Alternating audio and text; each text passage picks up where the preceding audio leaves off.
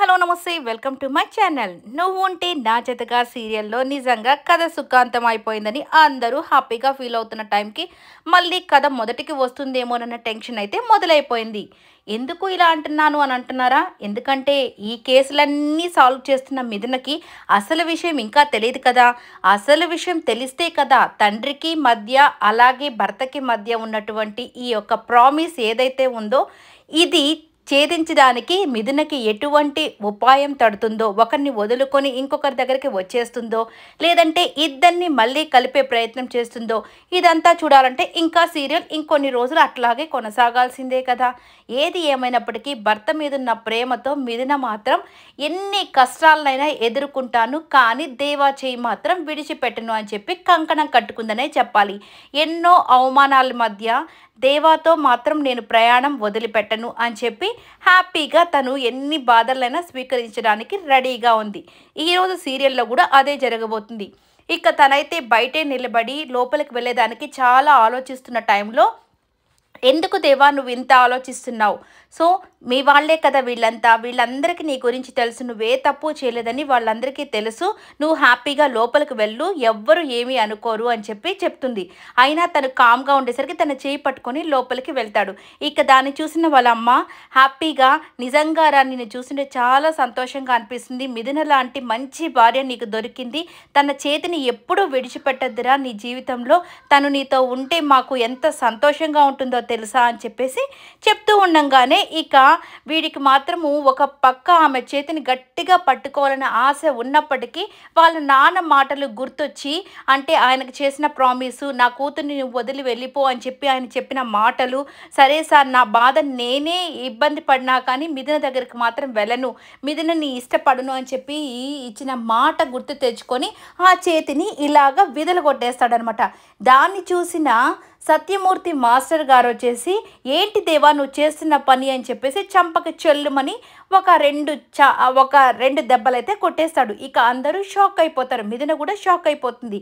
ఇక వాళ్ళ వదిన మాత్రం, ఏంటి మావయ్య మీరు కొడుతున్నారు అని చెప్పి పెద్దగా అరుస్తుంది.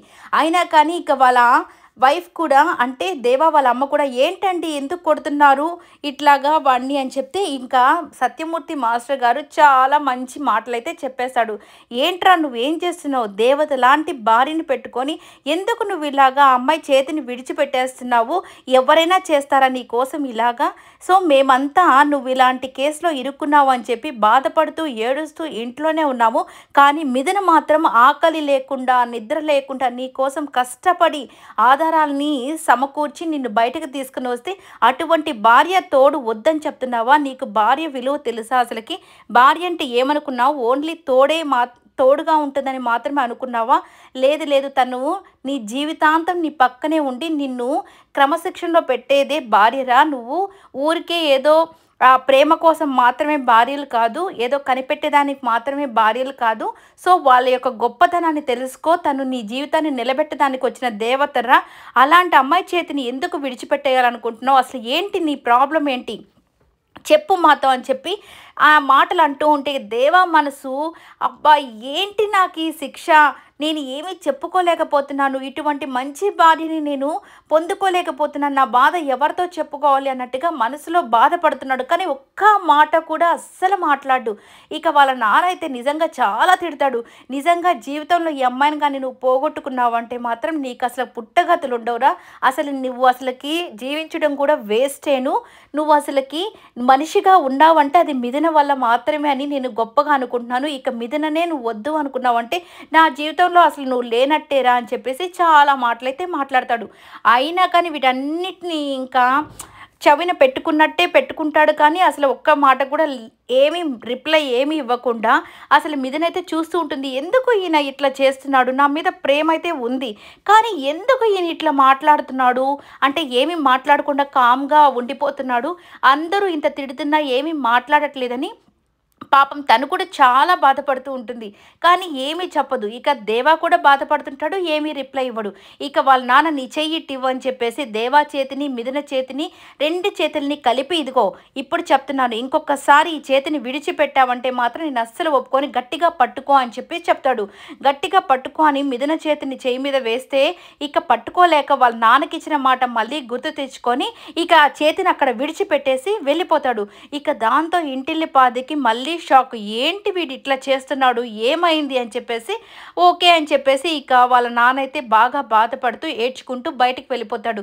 అందరూ మామయ్య మామయ్య అంటే వెళ్ళిపోతారు. ఇక మిథుననైతే వాళ్ళ ఆ పెద్ద తోడికోడలు పాపం చేతి మీద తన భుజం మీద చేయి వేసి ఏం కాదులే మిథున నువ్వేం బాధపడబాకు, ఎలాగైనా మీ లైఫ్ బాగుంటుందిలే అని చెప్పేసి ఓదారుస్తూ ఉంటుంది. ఇదంతా ఇలా జరుగుతున్న టైంలో ఇక మిథున వాళ్ళ నాన్న ఆలోచిస్తూ ఉంటాడనమాట. ఏంటి ఈ కేసు అంతా ఏమైంది, మిథున నాకేం చెప్పింది, మీ అల్లుడు ఏ తప్పు చేయలేదు, నేను ఎలాగైనా విడిపిస్తానని చెప్పేసి వెళ్ళింది కదా, మరి కేసు ఏమైంటుంది అని చెప్పేసి చాలామంది ఆలోచిస్తూ అంటే వాళ్ళ నాన్న అయితే ఆలోచిస్తూ ఉంటాడనమాట. ఇక వాళ్ళ నాన్న ఆలోచిస్తున్న టైంలో వాళ్ళ కొడుకు అయితే రాహుల్ అయితే అక్కడికి వచ్చేసి నాన్న భోజనం చేద్దాం రండి అని చెప్పేసి చెప్తాడు. ఇక ఏంట్రా కేసు ఏమైంది, ఈరోజే కదా కోర్టుకి తీసుకుని వెళ్తారు ఆయన్ని వాడి దేవాని, మరి ఏమైందంటే ఏమో నాన్న నేను ఈ మధ్య ఫోన్ స్విచ్ ఆఫ్ చేసేసాను, ఎందుకంటే ఊరికి కాల్ చేసి మిథున ఈ వీడియోలో అట్లా చెప్పింది, వాళ్ళ భర్త ఇట్లా కోర్టుకు వెళ్ళాడా అని చెప్పి చాలామంది అంటుండేసరికి నేను ఫోన్ స్విచ్ ఆఫ్ చేసేసాను అని చెప్పి చెప్తాడు.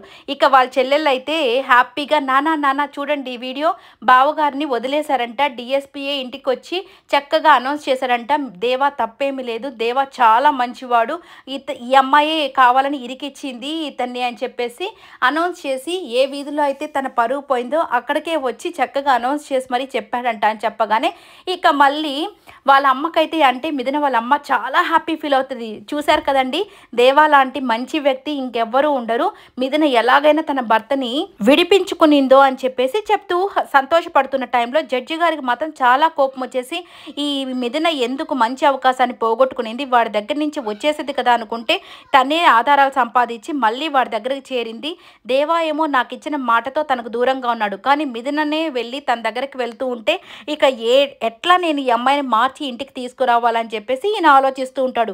ఇక త్రిపుర వాళ్ళైతే ఏంటి మా అత్తమ్మ మీరు చాలా హ్యాపీగా ఉన్నారు, అట్లాంటి ఎదవని పెళ్లి చేసుకున్నందుకు మిథునని మనము ఎంత అల్లారు ముద్దుగా పెంచామో తెలుసు కదా, అటువంటి వాడిని పెళ్లి చేసుకొని ఆమె చాలా బాధపడుతూ ఉంటే మా తమ్ముడిని కానీ చేసుకుని ఉంటే యువరానిలాగా పెరుగుండేది, వాడిని చేసుకునే దానికే మనం కన్నట్టున్నాము అని చెప్పి మాటలు అంటూ ఉంటే ఇక మిథున వాళ్ళ అమ్మ మాత్రం లలిత గారు మీరు కామ్గా ఉండండి, వాళ్ళిద్దరు ఒకరి కోసం ఒకరు పుట్టినోళ్ళు అన్నట్టుగా చెప్తుంది. అక్కడ ఎవ్వరూ ఆమె మాట వినరు.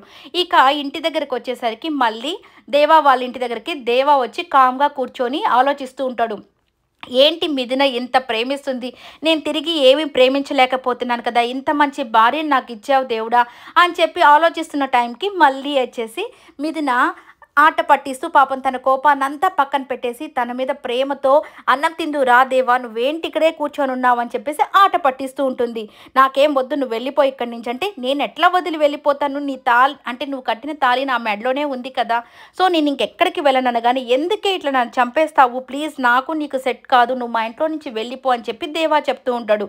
అయినాక నేను వెళ్ళను, నిన్ను విడిచిపెట్టి నేను వెళ్ళే ప్రసక్తే లేదు, నువ్వు ఏమైనా అనుకో, నువ్వు కొట్టినా తిట్టినా నువ్వు నా భర్తవి, నేను నీ దగ్గరే ఉంటాను, మన ఇద్దరి బంధాన్ని ఎవ్వరు విడదీయలేరు అని చెప్పి రా అన్నం తిందురా అంటే నేను రాను అంటే ఇదిగో ఇంకా నీకు 2 ఆప్షన్స్, మర్యాదగా వచ్చి అన్నం తింటే హ్యాపీ, లేదు అని అంటే నేనే వచ్చి నీకు అన్నం పెట్టేస్తాను, బాగా నీ నోట్లో కుక్కేస్తాను అని చెప్పేసి ఆట పట్టిస్తూ ఉంటుంది. సరే తీసుకోరా అని చెప్తే అన్నం పెట్టగానే అన్నం తింటూ ఉంటే తననే చూస్తూ మురిసిపోతూ ఉంటుంది. అప్పుడు దేవా మనసులో అనుకుంటాడు, నిజంగా ఇటువంటి భార్య దొరకడం నా అదృష్టం, ఇంత ప్రేమను నేను మళ్ళీ చూపిద్దామంటే వాళ్ళ నాన్నకు నేను మాటిచ్చాను, ఎలాగా దేవుడా ఇంత ప్రేమ నా మీద చూపిస్తుంది ఈ అమ్మాయి, ఇంకొకరుగానైతే నన్ను విడిచిపెట్టి వెళ్ళిపోయేవాళ్ళు, ఈ అమ్మాయి మాత్రం వెళ్లకుండా నా దగ్గరే ఉంది, నిజంగా ఇటువంటి భార్య దొరకడం అదృష్టం కదా, అయినా కానీ నేను అదృష్టాన్ని పొందుకోలేకపోతున్నానని చెప్పి అనుకుంటూ ఉంటుంది. అనుకుంటూ ఉంటాడు. ఇక మిథున్ వచ్చేసి మన ఇద్దరికి ఏదో దిష్టి తగిలిందండి, ఎవరో మన ఇద్దరిని విడగొట్టాలని అనుకుంటున్నారు, వాళ్ళు ఎవరో తెలిస్తే బాగుండు అని అంటున్న టైంకి పొరపాటున అది ఎవరో కాదు మీ నానే అన్నట్టుగా కొద్దిగా వినపడినట్టు అంటాడు. ఏంటి ఏంటి మళ్ళీ చెప్పు, ఎవరో మనల్ని విడగొట్టాలనుకుంటుంటే ఏదో పేరు చెప్పారు, నాకు సరిగా వినిపించలేదు, మళ్ళీ చెప్పండి అనగానే ఇక తన చేతులు కడిగేసుకొని త్వరగా అక్కడి నుంచి వెళ్ళిపోతాడు. ఈ రోజైతే క్యూట్ రొమాన్స్ అయితే జరగబోతుంది, చూసి హ్యాపీగా ఎంజాయ్ చేయండి. ఈ వీడియో అంతా నచ్చినట్టయితే లైక్ చేయండి, షేర్ చేయండి. ఐ హోప్ ఈ వీడియో మీకు నచ్చినట్లయితే లైక్ చేయండి, షేర్ చేయండి, కామెంట్ చేయండి, సబ్స్క్రైబ్ చేసుకోవడం మర్చిపోకండి. Thank you so much for watching. Bye bye.